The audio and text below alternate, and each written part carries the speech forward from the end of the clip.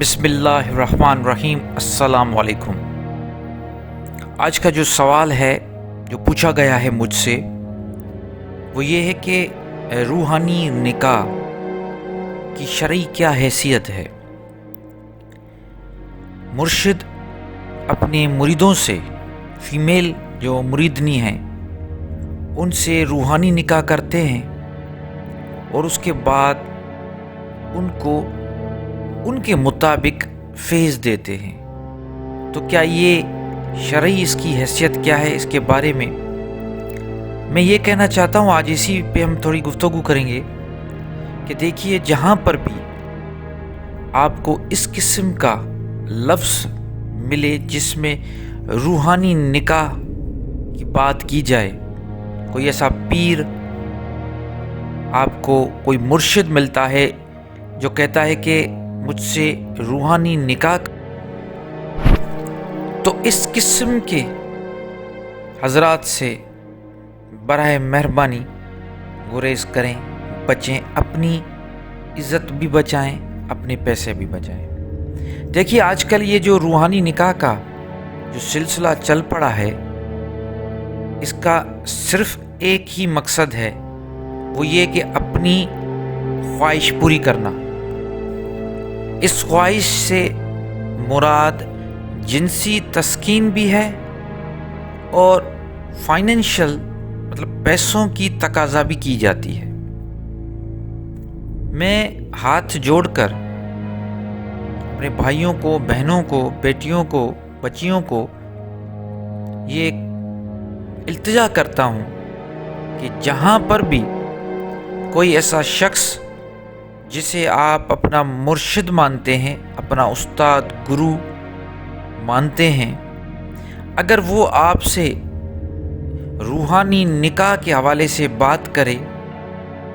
کہ یہ روحانی نکاح میں ہم کوئی جنسی آپ کے ساتھ تعلق نہیں رکھیں گے، صرف آپ ہمارے نکاح میں آ جائیں گی تو اس سے آپ کو ہمارا فیض ملے گا، یا اس قسم کی جو بھی باتیں اگر کوئی شخص بھی آپ کے ساتھ کرتا ہے، تو آپ اگر ہمت رکھتے ہیں تو پولیس کے پاس جائیں، اگر نہیں تو ان لوگوں کے سے تعلق ہمیشہ کے لیے توڑ دیں، کیونکہ ایسا بھی کیسز سامنے ایسے بھی آئے ہیں جن میں انہوں نے پہلے یہ کہا کہ ہم آپ کے ساتھ کوئی کسی بھی قسم کا جنسی تعلق نہیں رکھیں گے، صرف ہمارے ساتھ آپ روحانی نکاح کریں، اور پھر آگے جا کے انہوں نے بچیوں کو بلیک میل کیا۔ بلیک میل اس طرح کیا کہ جب بھی ان کی شادی کا ٹائم آیا تو ان کو یہ کہا گیا کہ تم میرے نکاح میں ہو، اور اسلام میں نکاح کے اوپر نکاح جائز نہیں۔ اور پھر وہ بچیاں بڑی پریشان ہو کر کہتی ہیں کہ ہمارے ساتھ ظلم ہو گیا، اور پھر ان میں سے ایسے بہت سارے ایسے لوگ ہیں جو اس چیز تک پہنچ بھی جاتے ہیں، کامیاب بھی ہو جاتے ہیں کہ ان کے ساتھ غلط قسم کی حرکتیں اور جنسی تعلق بھی قائم کر دیتے ہیں اور پھر ان کو طلاق دے دیتے ہیں۔ بہت جگہ پہ ایسا بھی دیکھا گیا ہے کہ اگر مرشد کہیں دور ہوتا ہے، کسی دوسرے ملک میں ہے، پہنچ سے دور ہے، تو پھر بھی وہ روحانی نکاح کر لیتے ہیں۔ اب روحانی نکاح کرنے کے بعد وہ ان کو اس طرح پھنسا دیتے ہیں کہ اپنی مطلب فون پہ، کالز پہ ان کے ساتھ غلط باتیں کرنا،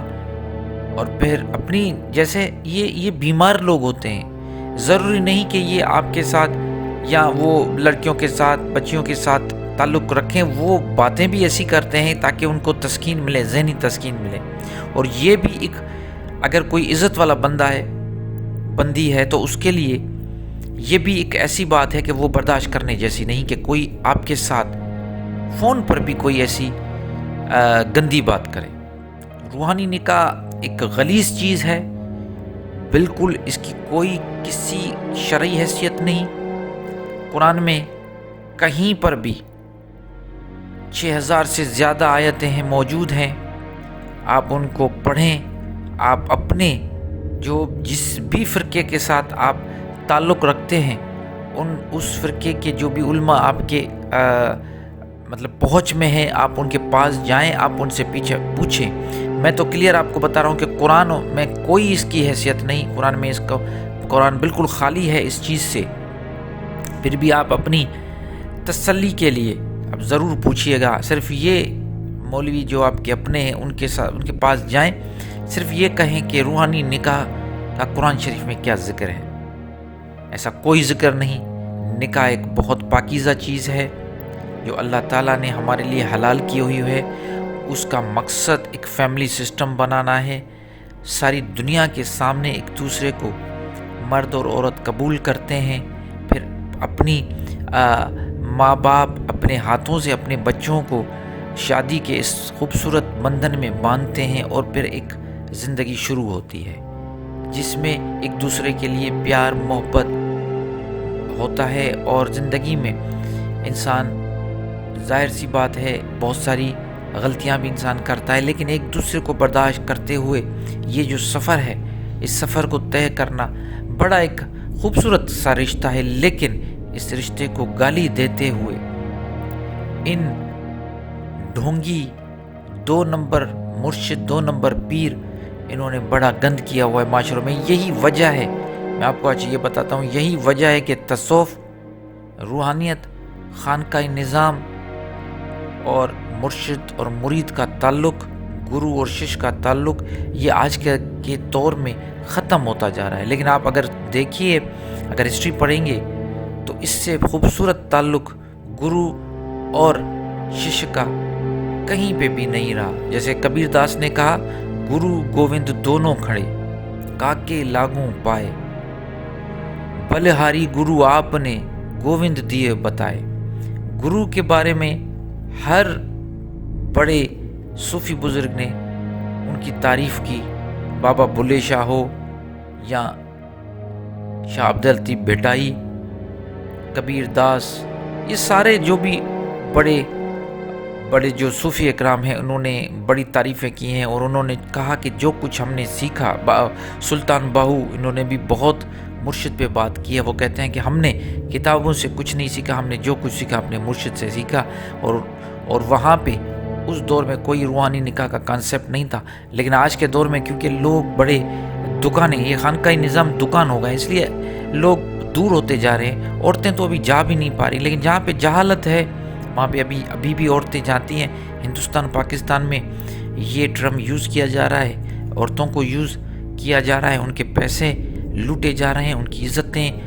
جو ہے نا عصمتوں کی جو ہے وہ بےحرمتی کی جا رہی ہے، ان کی عزتیں لوٹی جا رہی ہے۔